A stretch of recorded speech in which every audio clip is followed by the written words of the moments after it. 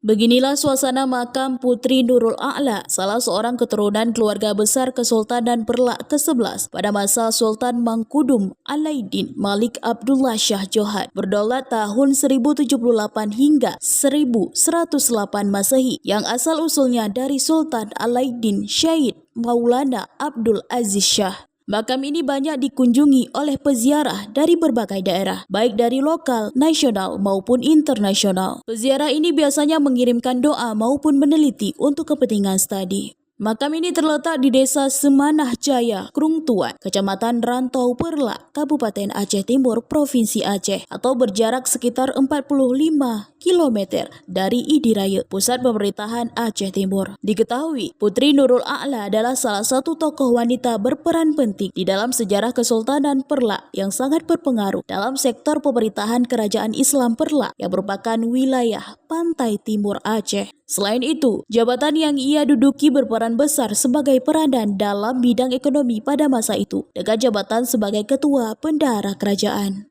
Ini makam Putri Nurul A'la. Beliau adalah putri dari Sultan ke-11 Kerajaan Kesultanan Perlak. Yang pusat kerajaan Perlak itu ada di Payamligo, di kota Perlak. Dan di sini beliau di pusat kerajaan Perlak kuno, itu tepatnya di Semanah. Menurut sejarah yang ada tercantum dalam kitab Darul Haq di Malakatul Perlak, ini untuk Kesultanan ayahnya Putri Nurul A'la ini di tahun 1100.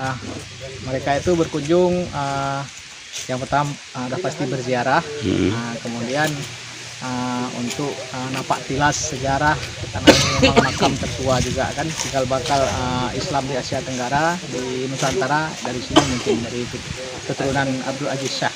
Dari Kabupaten Aceh Timur, Romi Syaputra melaporkan untuk Puja TV.